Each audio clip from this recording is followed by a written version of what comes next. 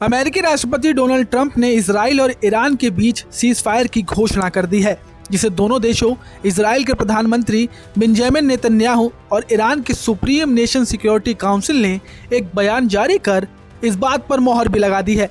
हालांकि इस शांति के ऐलान के कुछ ही देर बाद इजराइल ने दावा किया कि ईरान ने फिर से उन पर मिसाइल हमले किए। इजराइल ने इसका करारा जवाब देने की चेतावनी भी दी है।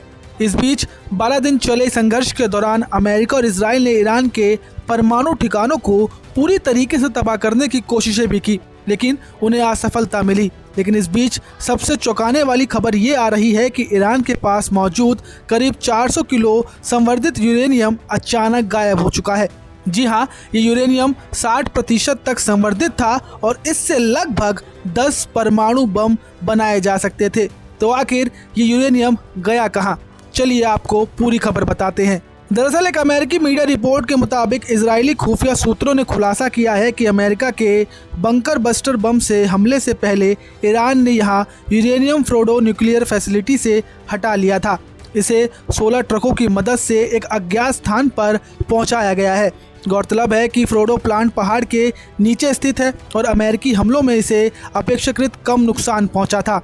सैटेलाइट तस्वीरों से संकेत भी मिलता है कि यूरेनियम को हटाकर किसी सुरक्षित स्थान, संभवतः इस्फहान शहर के एक अंडरग्राउंड स्टोरेज सेंटर में ले जाया गया है। हालांकि इस बात की अब तक कोई आधिकारिक पुष्टि नहीं हुई है कि ट्रकों में कौन सा सामान लाद कर ले जाया गया है।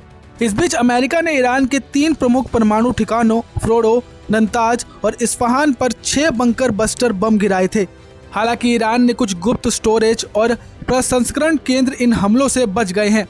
अमेरिकी और इजरायली खुफिया एजेंसियों का मानना है कि ईरान इस गायब हुए यूरेनियम का इस्तेमाल भविष्य के परमाणु डील में सौदेबाजी के रूप में कर सकता है।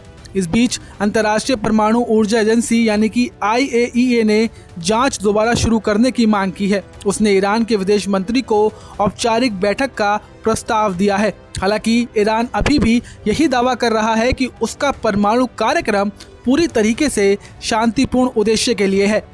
वहीं आपको बता दें कि इजराइल का आरोप है कि ईरान परमाणु बम बनाने की कगार पर पहुंच चुका है। वहीं अमेरिकी खुफिया एजेंसी का आकलन है कि ईरान अभी भी इस लक्ष्य से कम 3 साल दूर है। फिर भी 400 किलो यानी कि 60% तक संवर्धित यूरेनियम का गायब होना एक गंभीर वैश्विक चिंता बन चुका है। आखिरी में आपको बता दें कि डोनाल्ड ट्रंप ने अपने सोशल मीडिया ट्रुथ पर ईरान इजराइल के बीच सीज फायर को लेकर ताज़ा पोस्ट में कहा है कि इजराइल अब ईरान पर हमला नहीं करेगा। ट्रंप ने कहा, सभी इजरायली विमान ईरान की तरफ दोस्ताना प्लेन वेव करते हुए वापस लौट जाएंगे, किसी को कोई नुकसान नहीं होगा, सीज फायर लागू है। अब देखा जाए तो सीज फायर के बावजूद हालात स्थिर नहीं है। यूरेनियम के इस रहस्य और ईरान की रणनीतिक चुप्पी ने साफ कर दिया है कि पश्चिमी एशिया में तनाव फिलहाल तो कम होता दिखाई नहीं दे रहा। खैर, आप इस खबर पर क्या सोचते हैं, हमें कमेंट कर जरूर बताएं। नमस्कार, मैं हूं मानक गुप्ता।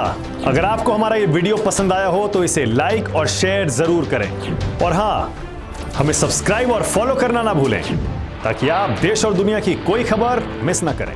तो जुड़े रहिए हमारे साथ और देखते रहिए न्यूज़ 24।